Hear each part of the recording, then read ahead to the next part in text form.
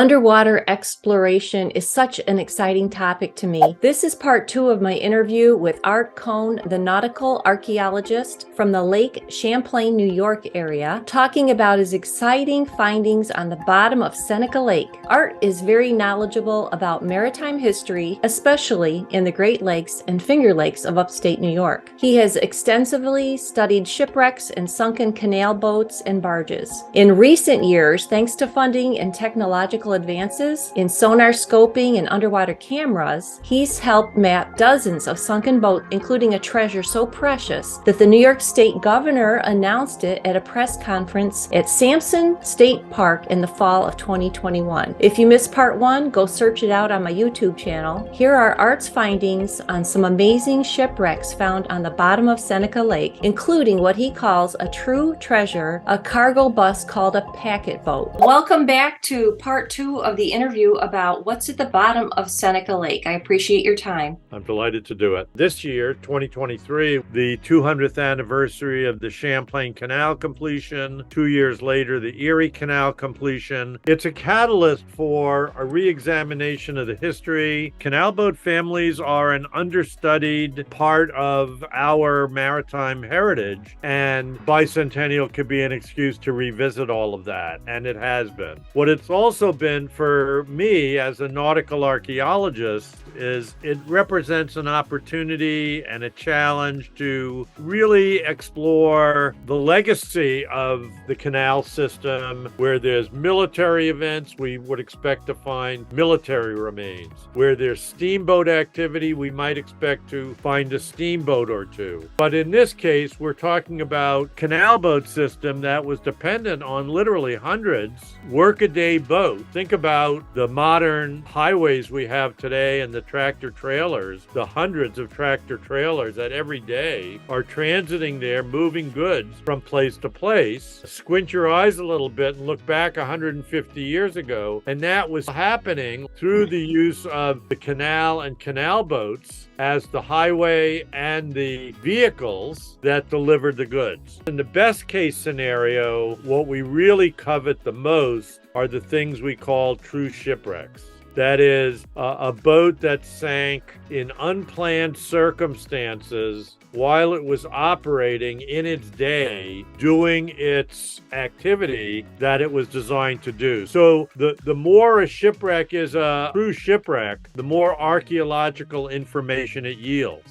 We also have to be mindful of the fact that in creating its archaeological record, for us 150, 200 years later, it represents probably the worst day of that family's life. These boats are typically operated by families. They're traveling across Seneca Lake. They've got a cargo of, let's say, coal. They've got mom, dad, and the kids on board, maybe a hired man. And the wind starts to blow. The boat, if it's old, begins to leak. And all of a sudden, it wants to sink. And a boat loaded with coal is going to sink. No matter what you want to do about it, it's going to sink. And so we have found many, many examples of this kind of scenario. For us, it's great archaeology. For the people involved, it was a true tragedy. Tragedy for their loss, tragedy for their economic trauma, tragedy for the oftentimes losing their draft animals, which were both economically important, but also in many cases part of the family. And in the worst case scenario, you have the loss of people. And the bicentennial of the New York State canal system is like the greatest excuse in the world to go out and see if you can find some more canal era shipwrecks, particularly the early ones. So the smaller the boat,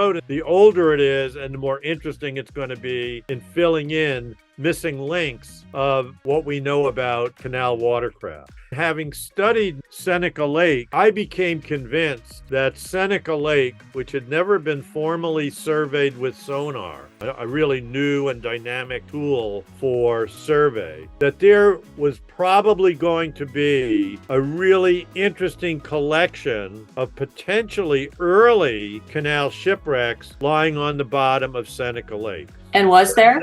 Not only was there, but it's exceeded every expectation we had. I can't wait to hear about it. What you're looking at in the slide that is on the screen is one of the first boats we found. It is an early first generation canal boat. This is an intact three-dimensional watercraft that sank in unplanned circumstances. It's on the bottom of Seneca Lake. We're looking at the bow of the vessel, and we know because after we find these boats, typically they're in deep water. Seneca Lake is over 600 feet deep. So typically we don't dive on these boats. We send cameras. We find them with sonar, get their position. We come back with an ROV, remote operated vehicle. We drop it down to the site and we record the site without impacting the boat at all through these ROVs, which is sending back images to our surface boat in real time. It's been very exciting because Seneca Lake has really produced an extraordinary collection of canal boat shipwrecks. And you're looking at one of them, you want to realize every one of the boats we're finding is encrusted to some degree by the invasive mussel, quagga mussels.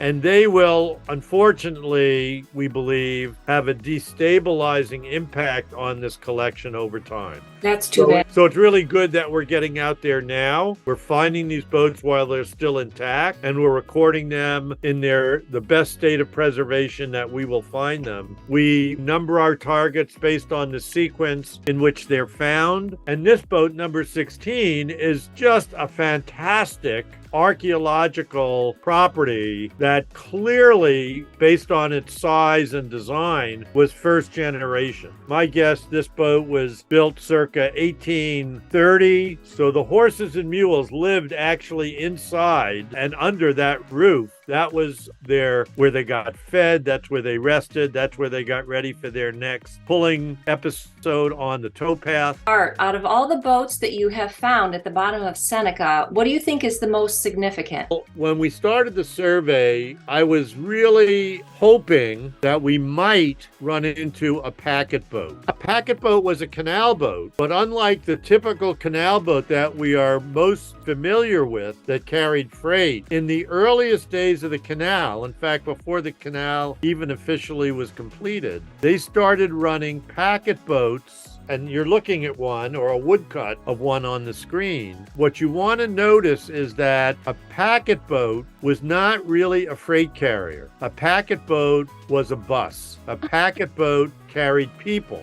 point A to point B, or all the way from Albany to Buffalo. If you were moving, if you were migrating, this is the boat that might have got you there from Vermont. And so these boats were designed very differently than canal boats. These boats had a huge kitchen on board to feed the 70, 80 people that would have been traveling on it. It would have had a bar. It would have had a men's cabin and a ladies' cabin. And at night, it had bunks that would fold down and people could actually sleep on this boat. This was a bus. How interesting. If you look out in front of the boat, you'll see that there are 3 horses arranged in a line. And those 3 horses are what towed this packet boat through the canal at high speed. These were considered like express boats. They had right away at the locks, which the freight carriers, of course, hated. When we started the survey, we had artwork, but we'd never actually found an archaeological example. You find one?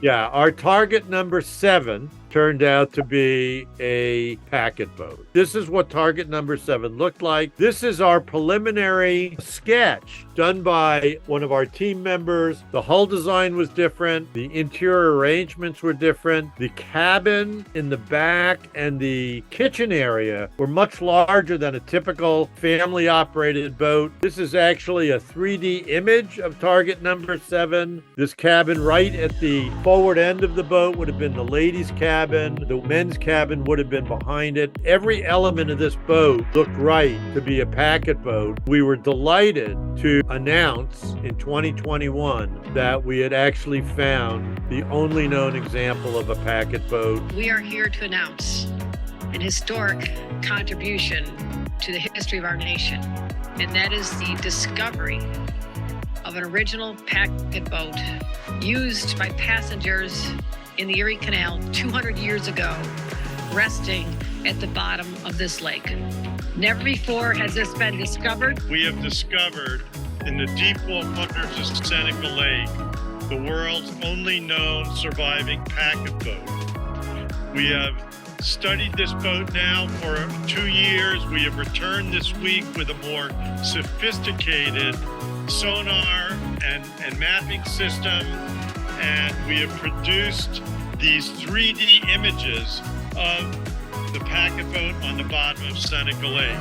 We have located a total of 16 intact early canal boat shipwrecks, a priceless collection of New York State's underwater cultural heritage with the potential to significantly enhance our understanding of the past and therefore inform our road to the future.